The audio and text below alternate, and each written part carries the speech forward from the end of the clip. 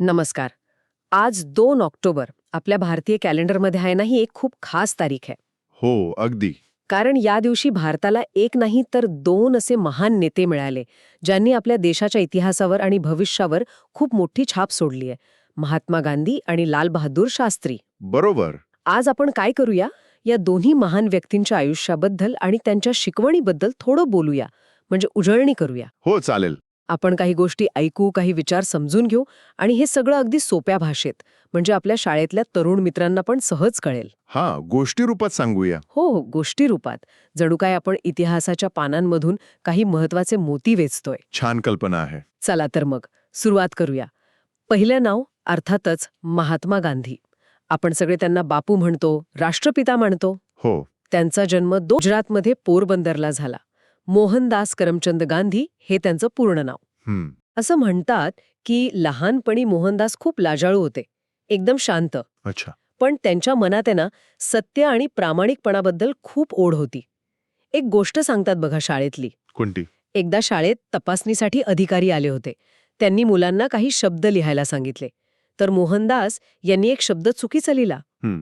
मग शिक्षकांनी खुणावलं की शेजारच्या मुलाचं बघून दुरुस्त कर, पण नाही केलं त्यांनी. अरे वा. त्यांना वाटलं की हे तर चोरी करण्यासारखं आहे, खोटं वागणं आहे. म्हणजे बघा, किती लहान वयात सत्याची पकड होती त्यांच्या विचारांवर. खरंय. ही लहान गोष्ट खूप काही सांगून जाते. याच सत्याच्या विचारांना त्यांनी पुढे अहिंसेची जोड दिली. सत्य आणि अहिंसा ही जणू त्यांची दोन शस्त्र होती. बरोबर. पण वेगळ्या प्रकारची शस्त्र. हो, म्हणजे कोणाला इजा करायला नाही, तर अन्याय दूर करायला. सत्य म्हणजे फक्त खरं बोलणं नाही, तर मनात, विचारात, वागण्यात प्रामाणिकपणा. आणि अहिंसा. अहिंसा म्हणजे फक्त मारामारी न करणं इतकंच नाही, तर शब्दांनी पण विचारांनी पण कोणाला दुखवायचं नाही, कोणाबद्दल वाईट विचार पण नाही करायचा. हो, खूप खोल विचार आहेत हे, नाही का? अगदी बरोबर. आणि गंमत म्हणजे गांधीजी अहिंसेला निष्क्रियता नाही मानायचे. ती एक सक्रिय शक्ती आहे असं त्यांचं म्हणणं होतं. सक्रिय शक्ती म्हणजे म्हणजे अन्यायाविरुद्ध लढण्यासाठी त्यांनी जी पद्धत वापरली ना, त्याला सत्याग्रह म्हणतात. सत्याचा आग्रह धरणे. सत्याग्रह. हो, पण हा आग्रह धरताना समोरच्याचा द्वेष नाही करायचा. उलट त्याच्यातल्या चांगुलपणाला जागं करायचा प्रयत्न करायचा. हे खूपच वेगळं आणि शक्तिशाली तत्वज्ञान होतं. त्यांनी याचा पहिला प्रयोग दक्षिण आफ्रिकेत केला होता. तिथल्या भारतीयांवर जो अन्याय व्हायचा त्याच्याविरुद्ध लढायला. आणि मग भारतात परत आल्यावर याच मार्गाने त्यांनी इंग्रजांविरुद्ध स्वातंत्र्याचा एवढा मोठा लढा उभारला. आणि त्या लढ्यातलं एक महत्वाचं उदाहरण म्हणजे 1930 सालची दांडी यात्रा. हो, दांडी यात्रा.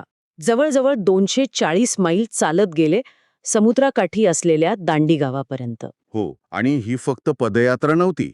जसजसा हा मोर्चा पुढे जायचा ना, तसतसे हजारो लोक त्यात सामील व्हायचे. अच्छा. संपूर्ण देशाचं लक्ष लागलं होतं या यात्रेकडे, आणि यात स्त्रियांचा सहभाग पण खूप मोठा होता.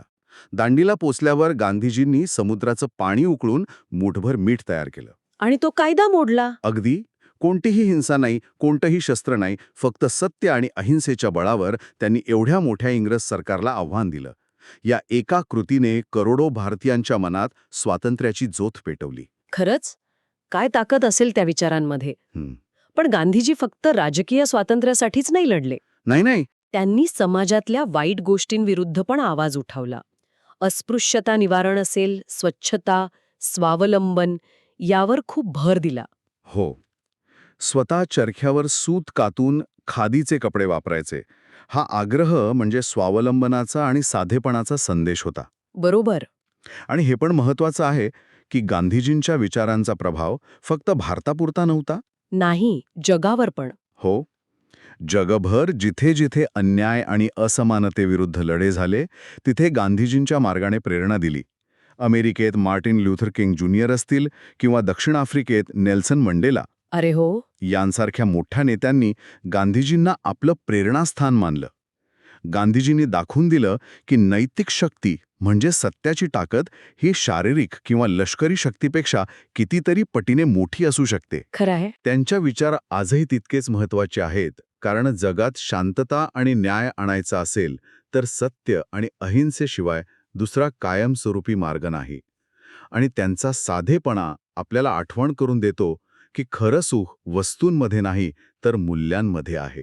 बापरे. एका माणसाच्या विचारांनी जगाला केवढी दिशा दिली. आता आपण वळूया याच तारखेला म्हणजे 2 ऑक्टोबरला जन्मलेल्या दुसऱ्या महान व्यक्तिमत्वाकडे, लाल बहादूर शास्त्री.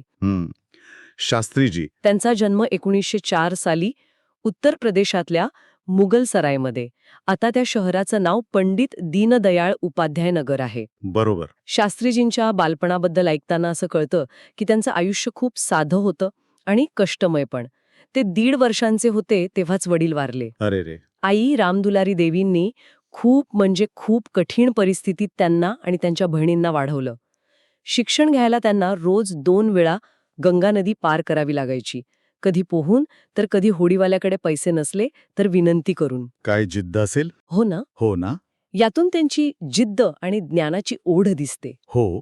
आणि त्यांच्यातला प्रामाणिकपणा आणि साधेपणा, तो तर ते पंतप्रधान झाल्यावर सुद्धा तसाच राहिला. हो, काही किस्से आहेत का? खूप आहेत.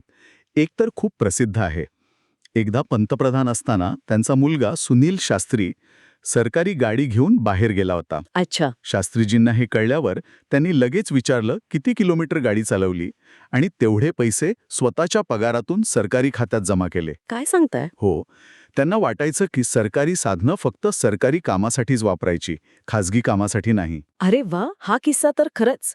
आजच्या काळात हे ऐकून आश्चर्य वाटतं. अगदी. त्यांनी काशी विद्यापीठातून शिक्षण घेतलं तेव्हा त्यांना शास्त्री ही पदवी मिळाली आणि ती त्यांच्या नावाला कायमची जोडली गेली. हो. गांधीजींच्या विचारांनी ते पण खूप प्रभावित झाले होते. स्वातंत्र्य लढ्यात उतरले आणि अनेक वर्ष तुरुंगात पण गेले. बरोबर. स्वातंत्र्य मिळाल्यानंतर त्यांनी मग अनेक जबाबदाऱ्या सांभाळल्या. ते रेल्वे मंत्री होते. 1956 साली तामिळनाडूमध्ये एक मोठी रेल्वे दुर्घटना झाली होती. खूप लोक मृत्युमुखी पडले त्यात. शास्त्रीजींनी काय केलं, त्यांनी लगेच त्या दुर्घटनेची नैतिक जबाबदारी स्वीकारली आणि आपल्या पदाचा राजीनामा दिला. राजीनामा दिला. हो. हा त्यांच्या उच्च नैतिकतेचा पुरावा होता. पंडित नेहरूंनी तेव्हा तो स्वीकारला नाही. पण नंतर परत एकदा अपघात झाल्यावर त्यांनी आग्रह करून राजीनामा दिला आणि तो स्वीकारला गेला. कमाल आहे. त्यानंतर ते गृहमंत्री झाले आणि 1964 मध्ये पंडित नेहरूंच्या निधनानंतर ते देशाचे दुसरे पंतप्रधान बनले. दुसरे पंतप्रधान. त्यांचा पंतप्रधानपदाचा काळ जरी छोटा असला, म्हणजे सुमारे 18 महिन्यांचाच, तरी तो खूप आव्हानात्मक आणि महत्त्वाचा ठरला. का? काय आव्हानं होती तेव्हा? हो, तेव्हा देशापुढे खूप आव्हानं होती. एकतर अन्नधान्याची खूप टंचाई होती, आर्थिक अडचणी होत्या आणि त्यातच 1965 साली पाकिस्तानने भारतावर आक्रमण केलं. अच्छा, युद्ध झालं तेव्हा. हो. अशा कठीण परिस्थितीत शास्त्रीजींनी खूप खंबीरपणे आणि शांतपणे देशाचं नेतृत्व केलं. ते दिसायला अगदी साधे होते, उंचीने कमी होते, पण त्यांचे निर्णय खूप कणखर आणि दूरदृष्टीचे असायचे. त्यांनी सैन्याचं मनोधैर्य वाढवलं आणि देशाला एकत्र ठेवलं. आणि याच काळात त्यांनी तो अजरामर नारा दिला, जय जवान जय किसान. अगदी. जय जवान जय किसान या घोषणेमागचा विचार किती महत्वाचा होता. देशाच्या सीमेवर लढणारा जवान आणि शेतात राबणारा किसान हे दोघेही देशाच्या आधारस्तंभ आहेत. बरोबर. आणि दोघांचाही सन्मान व्हायला हवा हा संदेश त्यांनी दिला. हो. आणि ही फक्त घोषणा नव्हती, तर ती त्यावेळची गरज होती. देशाला अन्नधान्याच्या बाबतीत स्वतःच्या पायावर उभं करायचं होतं आणि सीमेवर शत्रूला पण तोंड द्यायचं होतं. शास्त्रीजींनी शेतकऱ्यांना आधुनिक शेतीसाठी प्रोत्साहन दिलं. त्यातूनच पुढे हरित क्रांतीची बीजं रोवली गेली असं म्हणतात. अच्छा. त्याचबरोबर अन्नधान्य वाचवण्यासाठी त्यांनी लोकांना आठवड्यातून 1 दिवस म्हणजे सोमवारी संध्याकाळी उपवास करायचं आवाहन केलं. उपवास. हो. आणि सर्वात महत्त्वाचं म्हणजे त्यांनी स्वतः आणि त्यांच्या कुटुंबाने पण हे पाळलं. अरे वाह. यातून दिसतं की त्यांचं नेतृत्व किती लोकाभिमुख होतं. कृतीतून आदर्श ठेवणारे होते ते. त्यांचा साधेपणा, प्रामाणिकपणा, दृढ निश्चय हे गुण आजच्या पिढीसाठी पण खूप प्रेरणादायी आहेत. काय विलक्षण योगायोग आहे हा. एकाच दिवशी जन्मलेले 2 महान नेते. हो, खरंच. आणि दोघांच्याही आयुष्यात साधेपणा, प्रामाणिकपणा, देशासाठी समर्पण या मूल्यांना खूप महत्त्व. सर्वोच्च स्थान. एकाने देशाला स्वातंत्र्याचा मार्ग दाखवला, तर दुसऱ्याने ते स्वातंत्र्य जपण्यासाठी आणि देशाला मजबूत करण्यासाठी आपलं आयुष्य दिलं. दोघांनीही कठीण परिस्थितीतून मार्ग काढत देशाचं नेतृत्व केलं. हो. हा खरंच एक अद्भुत संगम आहे. गांधीजींनी कोट्यावधी लोकांना एकत्र आणलं, त्यांच्या मनात आत्मविश्वास जागा केला, स्वातंत्र्याची भावना जागवली. त्यांनी जगाला दाखवलं की मोठा बदल घडवायला हिंसेची नाही तर नैतिक बळाची गरज असते. बरोबर. तर शास्त्रीजींनी स्वातंत्र्यानंतरच्या काळात जेव्हा देश अनेक संकटांनी घेरलेला होता तेव्हा देशाला स्थिर आणि कणखर नेतृत्व दिलं. त्यांनी दाखवून दिलं की साधेपणात पण प्रचंड शक्ती असू शकते आणि प्रामाणिकपणा हाच नेतृत्वाचा खरा दागिना असतो. म्हणजे असं म्हणू शकतो की एकाने स्वातंत्र्याचा पाया रचला. हो, तर दुसऱ्याने त्यावर कणखर इमारत उभी करायचा प्रयत्न केला. दोघांनीही सामान्य माणसाला केंद्रस्थानी ठेवलं. अगदी. गांधीजींनी अंत्योदयाचा विचार दिला, म्हणजे अगदी शेवटच्या माणसाचा विचार. तर शास्त्रीजींनी जवान आणि किसान या देशाच्या दोन महत्वाच्या घटकांना महत्त्व दिलं. बरोबर. नक्कीच. म्हणूनच या दोन्ही नेत्यांचं स्मरण करणं, त्यांच्या कार्याचा आणि विचारांचा अभ्यास करणं खूप महत्त्वाचं आहे.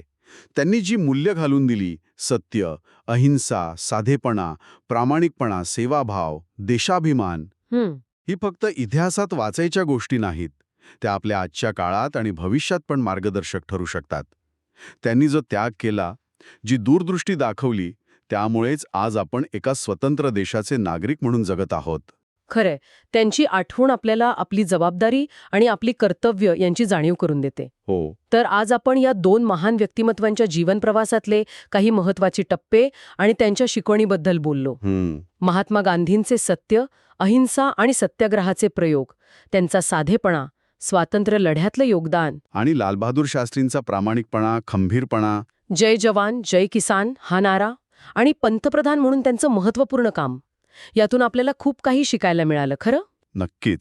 देशावर प्रेम कसं करावं, कठीण परिस्थितीत शांत कसे राहावं, नैतिक मूल्यांशी तडजोड न करता कसे जगावं, आणि सर्वात महत्त्वाचं म्हणजे एक चांगला जबाबदार नागरिक कसं बनावं, याचे हे दोन्ही आयुष्य म्हणजे दीपस्तंभच आहेत. बरोबर. आणि जाता जाता एक विचार मनात येतोय. काय? या दोन्ही महान व्यक्तींच्या आयुष्यातून आपल्याला अनेक मौल्यवान गुण दिसतात. सत्य, अहिंसा, निडरपणा, साधेपणा, प्रामाणिकपणा, सेवावृत्ती, दृढनिश्चय, देशासाठी समर्पण, कितीतरी. हो, खूप आहेत.